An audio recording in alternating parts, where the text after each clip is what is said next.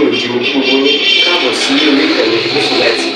Mo kí yín pé ẹ káàárọ̀ ẹ káàsán ẹ káalẹ́ ní gbogbo tẹ́lẹ̀ bá tẹ́ láǹfààní láti máa wò ìkànnì Orísun TV.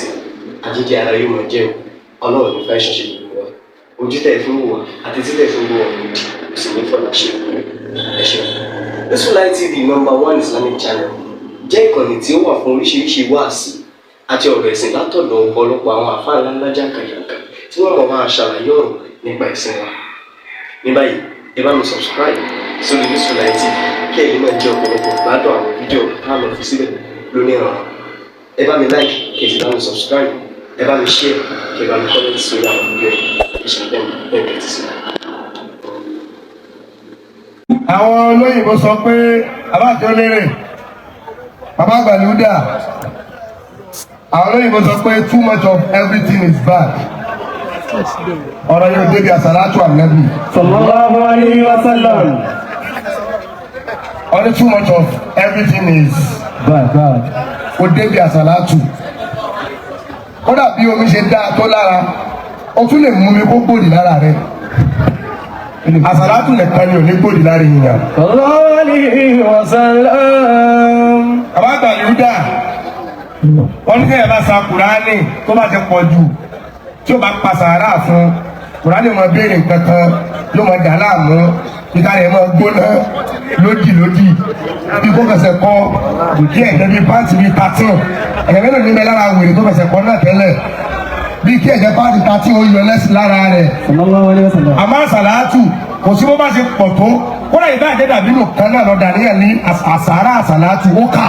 Sallallahu alayhi wa sallam. Salatu ló ń ti ẹ̀ báyìí. Salatu wáyé. Mọ́nà dálímùnà bí alálímù kùtàrí. Ṣéráfìlì ìbàdí. Ọjọ́ tí àsàlátù ò ní bá nẹ́bì mọ́, òun lọ́jọ́ tọ́lọ́run bá kú ní ipò táàmọ́ pé. Tọ́lọ́run bá wà ní ipò táàmọ́ pé pé Ọlọ́run jọ, a pè ọ́ lọ́jọ́ báyìí. Àsàlátù mọ̀ bá nẹ́bì gbogbo ìgbà yẹn. Sallallahu alayhi wa sallam. Dámi lóhùn. Shafi'a al-khalqi.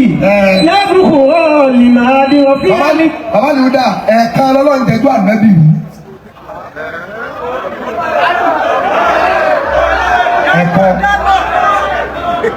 Ẹ̀ẹ̀kan lọ́lọ́run sì tẹ́jú ànábì yẹn.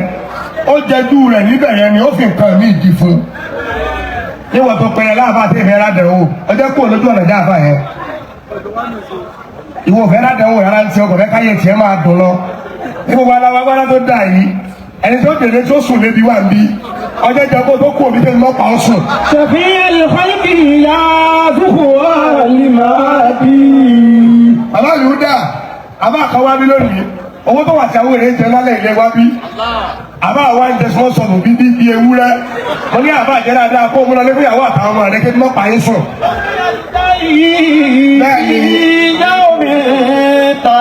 Ẹ̀ẹ̀kan tó lọ jẹjú ànábì onígbà tí ẹni tó tọ́ fẹ́ kú káàdàbí wà ń dààmú bàbá rẹ̀ wà mẹ́ẹ̀ wọ́n á ká tiẹ̀ jẹ́ lónìí tó bá sọ rẹ̀. Ànábì wà ń dààmú pé bàbá mi ẹ sọ pé la ilaha illallah bàbá àgbọ̀nà bàbá lójijì bẹ́ẹ̀ bá lẹ́ẹ̀kì sáàfà ṣé ikú tọ̀rí kan tó lẹ́rìí ìwọ́n sọ pé bàbá lójijì ò mọ kéwú ta ló kọ́ ṣé ò tọ̀rí kọ̀ ẹ̀yìn náà ni. Ànábì wa ń dààmú. Sallallahu alayhi wa sallam. Ok, ẹ dákun ẹ dájú ọ ní ká jókòó ẹ dákun tó dáhùn obìnrin kọ́ lè bá rí wa. Bàbá mi dà, Ànábì wa ń dààmú pé ilé Ànábì wọ́n lóhùn dá bàbá yìí jẹ́wú ní gbólóhùn yìí wí bàbá mi tẹ̀ fútù. Ẹ jòkó ẹ̀yin ọkùnrin. Ẹ dákun ẹ jòkó. Wọ́n fẹ́ rí fọ́ọ̀rù. Kí ló wí tí a bá yìí? Wọ́n fẹ́ rí fọ́ọ̀rù. Ẹ jòkó nínú. Yadruku al-mahdi wa fi al-jahi. Ẹ jọ bàbá mi dà ẹ má jẹ́ ìrìnàjò tó wá kí ẹ mọ́ ẹ má jẹ́ ojú ara ẹ̀ sọ ara yín o bóòlù mi ti ẹ̀. Wa fi al-jahi fi yawmi tanadi. Ẹ jọ nígbà táwọn ẹbí wa sọ pé bàbá rẹ sọ pé la ilaha illallah o bàbá tó kéwèé bàbá rẹ lóun ò ní wí Ànábì ní kí lẹ sọ pé ẹ̀ ní wí ó ní nítorí wí ẹ̀ náà ní ìsìlẹ̀ wí Ànábì wa ń banújẹ́ lọ́rọ̀ wá ní látọ̀dọ̀ náà pé ìnáka látàdí. mo ní àbàbútà. oníbi ó sàwọn sùn kò sí sùn bí èso bá débi ó jí àlọ́ lé mi. ìnáka látàdí máa ní àbàbútà. ọlọ́run sọ bá nàbí pé bàbá ló dìjọ ọlọ́run ni ó lè fẹ́ ni tó bá ń wọ̀n mọ̀ náà. wọ́lá farabalẹ̀ àwa nìkan la fi ní mọ̀ náà. ọlọ́run wọ̀ sọ pé ìnáka látàṣí máa ní àbàbútà. ọlọ́run ò sọ pé òun mọ̀ ọ́ mọ̀ ó lè sí pẹ́ni tó bá ń wọ̀ fún wọn tó níyà nàbí àti bàbá rẹ̀ wà nù náà òfò tó ṣe látàyé dọ̀rùn bó ṣe kò tó lè. ìnáka látàdí máa ní àbàbútà. wọ́n ní tó máa kàbá kúra nínú ẹbí kan wọ́n ló lè sì pé èèyàn 41 nínú ẹbí wọn ó dídí ọ̀rẹ́ ọlọ́run kí wọ́n wá ní bàbá rẹ̀ àti ìyá rẹ̀ wà nù náà. kí ni jẹ́ sáfíhùn fún kí ni jẹ́ mùsàfáhùn fún yóò sì pẹ́ bàbá rẹ̀ yóò sì pẹ́ gbogbo ẹni tó bá wù wọ́n dà lóye táwọn bí o sì pẹ̀lẹ́ ní ìwà bọ́ọ̀ lè wí tiẹ̀. walakinna Allaha yahdi man yasha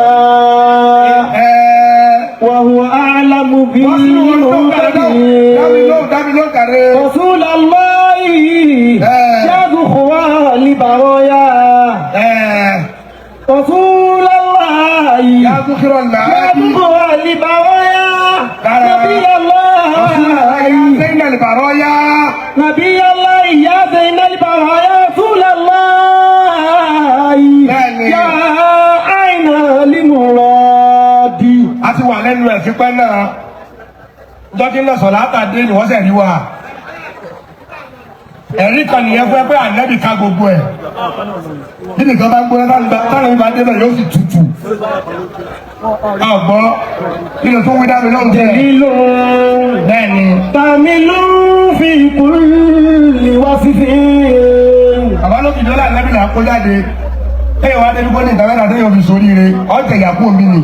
jẹ̀mílù olórí kúrò ní bẹ́ẹ̀ bí nìsí bọ́ọ̀lù ohun tiẹ̀. jẹ̀mílù lóru fílíkà oníbàdí. dábì ló ń jàre. sọ̀rí fún fọ́dínú bàrú rahimu. ẹni àpọ́nlé náà nẹ́bí tẹ́lẹ̀ kẹ́kọ̀ọ́ lápọ̀lé tó wọ́n dàbí ẹ̀ bá jẹ́ ní ẹ̀yẹ tó bá lọ́sẹ̀ máa nẹ́bí yóò sì jẹ́ ní àpọ́nlé. sallallahu alaihi wasallam. wọ́n wá ní èrò ẹ̀yìn tó bá ti lọ́ra máa nẹ́bí ó sì déwájú. sallallahu alaihi wasallam. ọ́ọ́dì ló ànẹ́bí ọlọ́lá ni è. bàrú rahimu. kó olóògùn kan ànẹ́bí jí pátá ikú ẹ̀ súnmọ́. ọ̀rọ̀ tó ní bó ṣe wá ẹ̀yìn dẹ̀ ń tukutu ẹ̀dá ànẹ́bí ti wá jí pátá kò tẹ̀ ṣe pátá gan nígbà yẹn pátá bọ́ọ̀lù oúnjẹ. dalilu. ọlọ́jà ànẹ́bí ẹ̀yìn nínú ìdarí bá. sọ̀rí fún fọ́dínú bàrú rahimu bàrí fún fílíkà oníbàdí. sọ fọlọ́pọlọ́hún nígbà tí n bá kú báyìí 13 days lẹ́yìn tí n bá kú fún mi láǹfààní kó fún mi ní àdá fún mi rí mi wálé ayé nígbà wọn rìn káàkiri ẹ bá ti sọ̀rọ̀ mi láì dábàá yìí fà ọmọ wọn lọ kú lọ ni. azimu yóò kálíkì.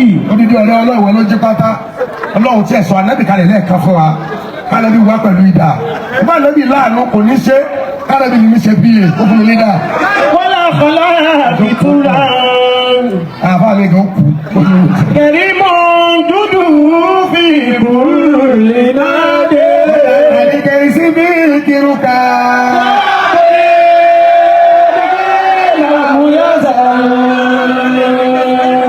yasikili kuluba mahabata naima. baba ìdí mélòó mi sùn tí o fi jí mọ́ ìjẹta ni mo mọ̀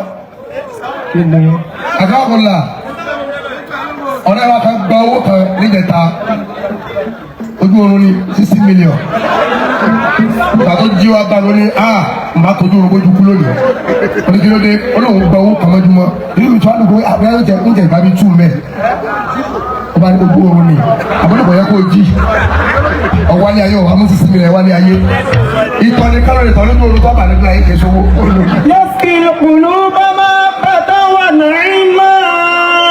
àgùlà kí tó yà nẹ́bí ẹ fún mi láǹfààní kankan ẹ̀ẹ́dẹ̀kọ̀ wọ́n ti mkido àti tẹ́kùn ẹni kọ́mọ bá tẹ́kùn ẹ̀mí kọ́ ọ́nà mi yabọ́tò kọ́ ọ́nà sí pàtàkì pé àwọn ni wọ́n ń bẹ̀ mí pé àwọn fẹ́ bá mi yabọ́tò kọ́mọ bẹ̀ mí ẹ bá wẹ̀ méjì. sẹ́yìn náà sàkọlẹ̀ yìí ni. bàbá fẹ́ báyìí ẹ máa bọ̀ ẹ dáhùn dàrí. wọ́n sì ta mọ̀ ká àjọta. ṣé wọ́n wá kéré lẹ́kùn mi ẹ máa wọ dáná àwọn tá a dáná lóde orí lélẹ̀ ẹ máa bọ̀ ẹnì kan tó sábà gbá yìí ẹ wà wọ́n sọ pé àṣewù ẹ wà sọ pé ẹ lánàá baríkà ẹ máa báyìí. ọgbọ́dọ̀ bẹ̀rẹ̀ ni àwọn ọmọ síbà ẹ fẹ́ ẹ má gbé bẹ̀ yẹn inú bẹ̀ wọ́n báwo ló máa bẹ̀rẹ̀ ẹni bí fọ́tò yẹn náà láti pa àwọn ọlọ́run bẹ̀rẹ̀ ya pẹ̀lú star ẹ má bọ̀. yáàfẹ́ yìí dáńtà tó lẹ́yìn. àwọn tí wọ́n ti ṣe ayé táyé òwà gbé lọ ẹ̀yin tó ráyè tán náà ẹ̀yẹ dúró báyìí tó. kò sí ta mọ̀ ká àjọta o.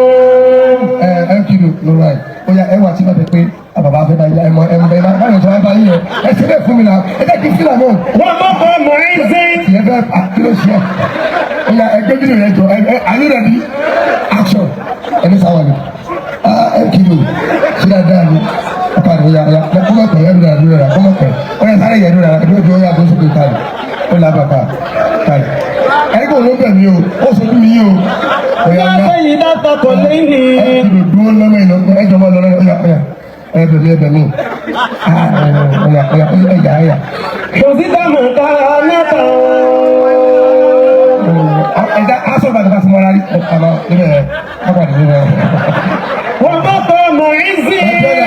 fún mọ̀ fún mi àti iná. ẹ má náwó sí wọn o náwó kẹ àbá ẹni yẹn má náwó sí wọn o. yá máa sàlẹ̀ kí tó mọ̀. èmi náà máa kí n sórí ìjókòó.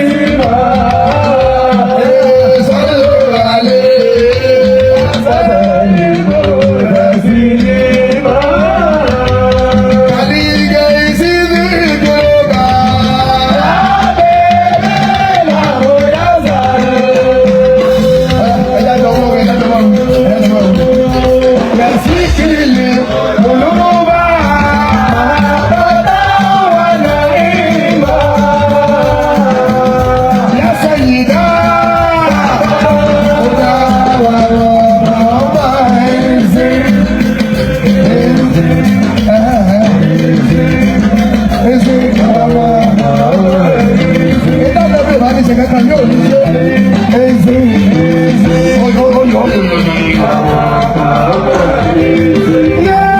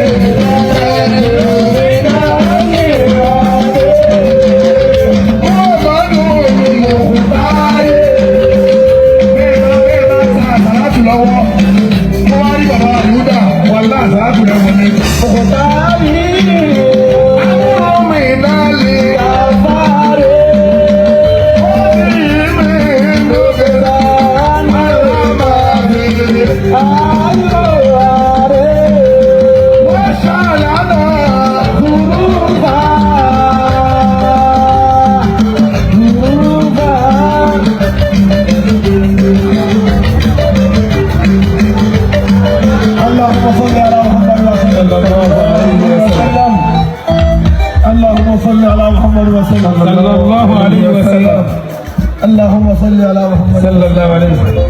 Ó yẹ ẹ̀yà fọ́ọ̀mù náà ti ń bẹ bàbá. Mọ́tò ìmáàmù fọ́ọ̀rì tí wọ́n gbé lọ. Allahumma salli ala Muhammad wa sallim. Ànábì máa ra fọ́ọ̀rì ẹgbẹ́ ìgbà. sallallahu alayhi wa sallam. Allahumma salli ala Mọ́tò sallallahu alayhi wa sallam. Hayyakumullah. Ìtàlẹ́bí fẹ́. sallallahu alayhi wa sallam. Muhammad Rasulullah. sallallahu alayhi wa sallam.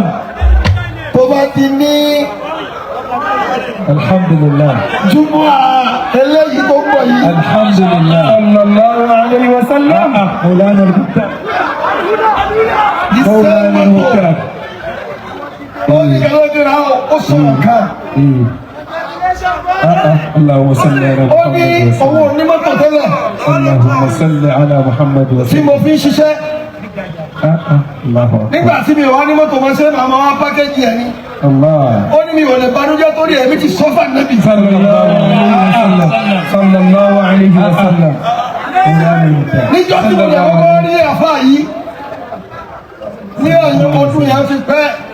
Èmi ni mo pe àwọn àfà, mo ní àfà kan wà. Mo ní ó fẹ́ràn nẹ́bì.